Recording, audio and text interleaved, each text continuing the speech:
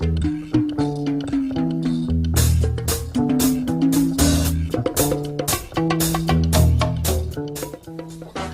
watching Love Advice TV. Today, we're talking about communication breakdowns, talking to your partner, and actually understanding what they're saying. My name is Jeremy, and with me today is Brian. How's it going, Brian? Good, how are you? Pretty good. Awesome. So, Brian, you're married. Yes, sir. So, how often would you say you have any sort of communication breakdowns? You know, it kind of goes up and down. It kind of varies, with whatever's happening at the time. But I'd say, you could safely say once a week, a couple times a week. I mean, it's pretty, a lot more frequent than I think most people really realize. I was previously married, and I would say, especially in a marriage, that tends to happen a lot. Is where now when I say communication breakdown, basically what I'm saying is where one person says one thing, regardless of what the context actually is. They say one thing, and the other person takes it completely different than what's actually being said. So usually that tends to spark up an argument or something along those lines. So in a relationship, what would you say would be a good way to start to handle these sorts of things? Sometimes it's hard to really identify when the communication breakdown is happening. I think guys think pretty simply, and they expect that whatever answer they're given is probably the real answer. So, one of the things that's kind of differs between the way men and women look at the actual communication is the fact that men will usually just kind of blurt out words. They know what they're thinking. I know I do this all the time. I don't know about you, but I'm the same way. Where I know exactly what I'm trying to get across, and I'll just spit out words and hope that she understands what it is I'm actually trying to say here. Yeah. Women take more of a literal approach to the words. They say, well, you said this word, so you must mean this thing. Yeah, that happens all the time to me. My way of thinking is if you're trying to convey information to someone, you just say it in the most easiest to understand way. So, basic words, if you're trying to make it sound complicated, it almost sounds like you're lying. So the simpler it sounds, the easier it would be to take, but that's just usually never what happens. Usually the more direct you're trying to be ends up being more hurtful than it really was at all. How about give me an example of a time where someone would go to say a particular thing and you'd have just a complete communication meltdown? So I think where some of the real meltdowns actually happen is when someone is not communicating and the other person is oblivious to it, usually the man. If they're not really getting the subtle hints that the female is dropping, that they're obviously upset about something, that just makes them even more mad. And of course they don't say anything still, and it bottles up and eventually just explodes. So that's, I think, one of the more serious meltdown areas. You mentioned emotions getting bottled up and kind of building up over time.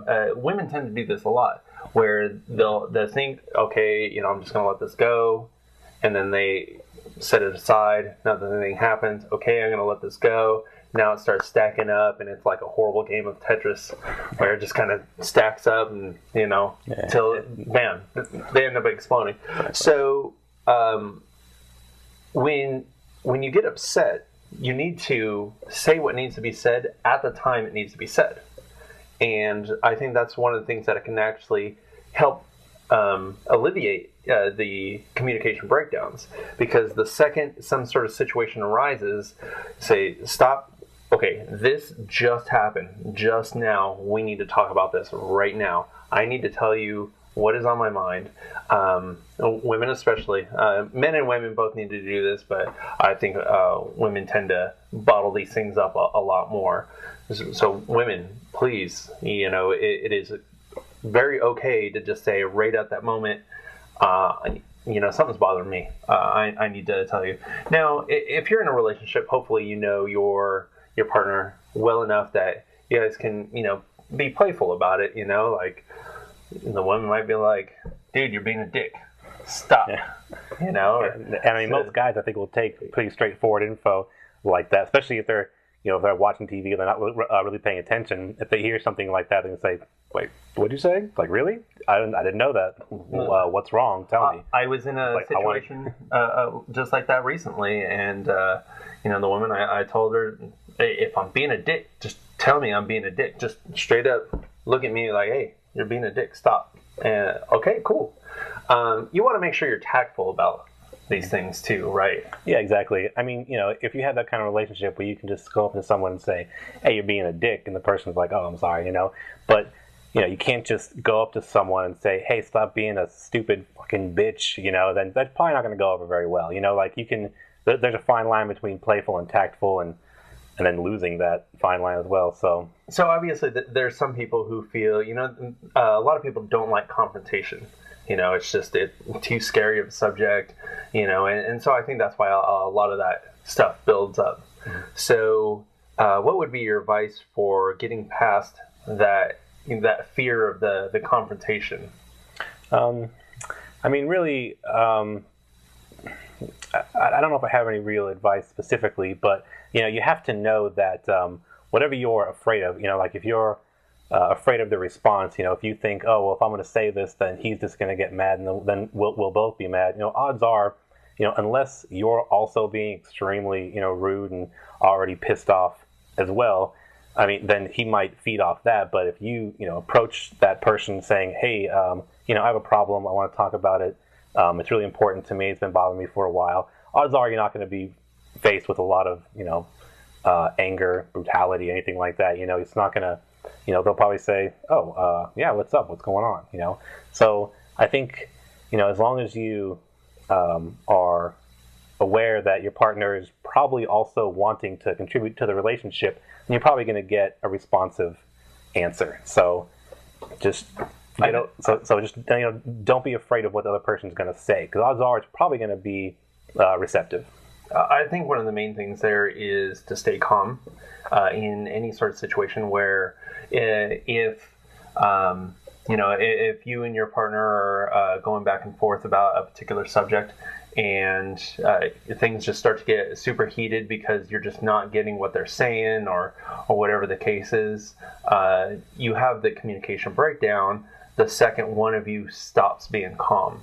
You have whatever you need to do personally to remain calm. You need to take a deep breath, be a bit objective to the situation.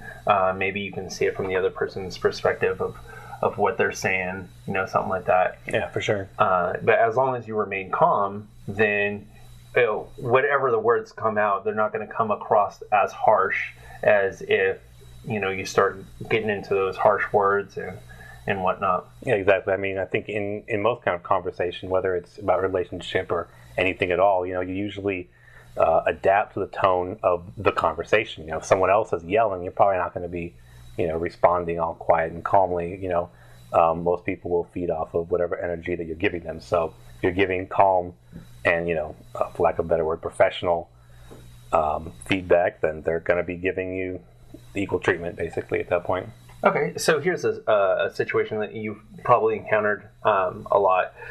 Let's say, for example, your wife, there's something troubling her. You realize this because you've been with her long enough to realize this. And, sometimes. And you ask her, what's wrong? And she says, Nothing. Yeah, we've all seen that. Nothing. I'm fine. No, seriously, what's wrong? Nothing. I'm fine. What's the best way you think to sort of deal with that? Do you think that it's best to just let that go and just be like, hey, whatever, this person will come to me when they're ready? Or, what do you think? I think it's kind of a combination of those two. You can't just, say, hey, what's going on? Nothing. All right, peace. Kind of thing. It has to be. If you really don't know, if you don't know what's going on, then you can't really, or if you don't really realize that the other person is upset, then that's one thing. But if you know if you know your partner and she said, "Oh, nothing's wrong," and you say, "All right, well, I know something's wrong." So you say, "Are you sure? We can talk about it if you want." And she says, "No, it's fine, nothing." So, okay, so it's kind of leave it be for, either maybe a few minutes, a few hours, even a few days, depending. You can judge the situation, I guess, but or what you're feeling from that person, and just ask again and say, "Hey, you seem upset. You sure you don't want to talk about anything?"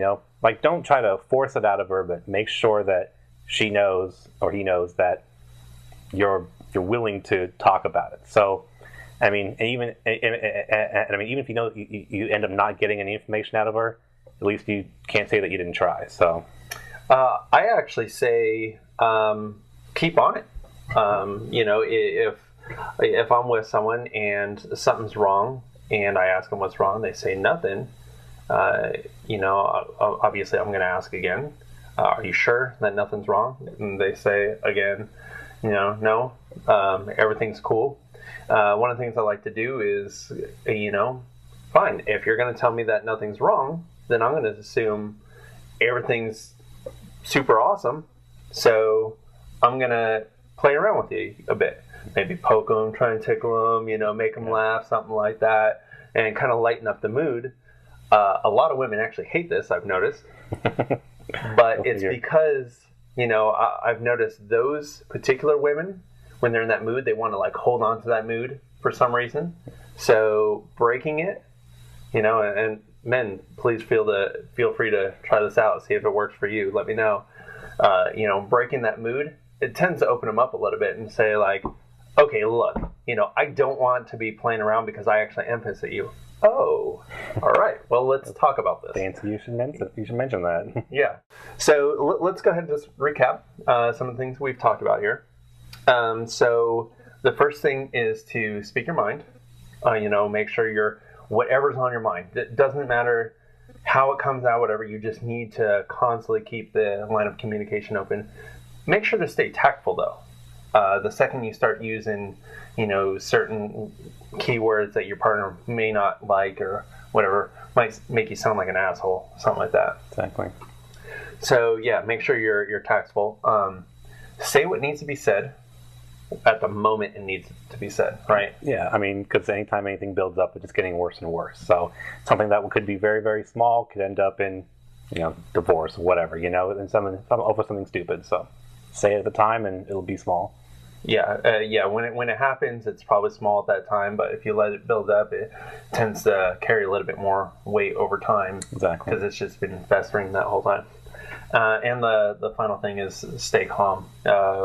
As long as you're calm in any sort of situation that might arise from arguments because you're just not understanding them, stay calm, and as long as both people stay calm, you'll be able to get through any of those communication breakdowns easy. Definitely. All right. Well, that's our show for today. Thank you for watching Love Advice. Thanks, Brian. No problem. Thank you.